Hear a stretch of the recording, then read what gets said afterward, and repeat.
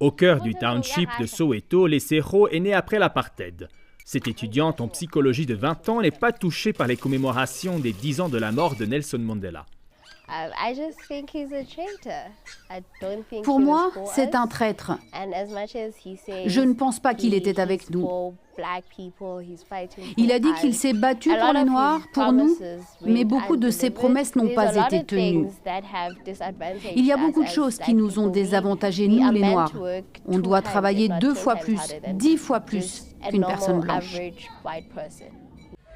Comme les Séros, beaucoup de jeunes ici ressentent de l'aigreur à l'égard du premier président noir d'Afrique du Sud.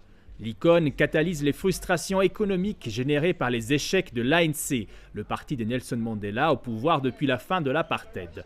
Devant sa maison au cœur de Soweto, tous ne partagent pas l'admiration des touristes pour la figure historique. Nous n'avons rien à cause de lui. Même aujourd'hui, je souffre. J'ai mon bac, mais je vends toujours ces chapeaux.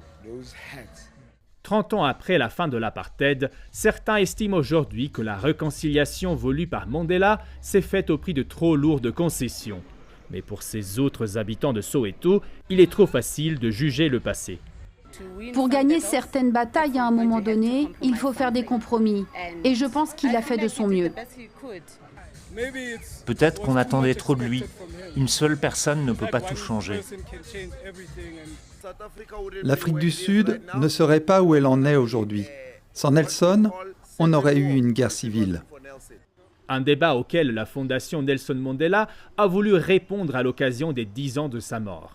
Dans cette exposition, elle questionne le rapport des Sud-Africains à celui que l'on appelle souvent le père de la nation et invite à démystifier son aura d'homme providentiel. Lorsque Nelson Mandela est sorti de prison, il a été considéré comme le sauveur. Mais aujourd'hui, la situation du pays est assez sinistre. Alors quand vous êtes placé sur un si grand piédestal, tout est de votre faute. Donc, il y a des coupures de courant. Oh, c'est à cause de Mandela. J'ai pas de travail. C'est de la faute de Mandela. Il faut arrêter d'attendre un sauveur. Nelson Mandela ne reviendra pas nous sauver cette fois-ci. Il est mort. C'est à nous de prendre le relais. Nelson Mandela n'a été au pouvoir que pendant 5 ans, de 1994 à 1999. Après lui, l'ANC et son parti est resté dominant sur la scène politique, mais les Sud-Africains commencent à se détacher du Parti de la Libération. En 2024, les élections pourront voir l'ANC perdre sa majorité absolue pour la première fois de l'histoire du pays.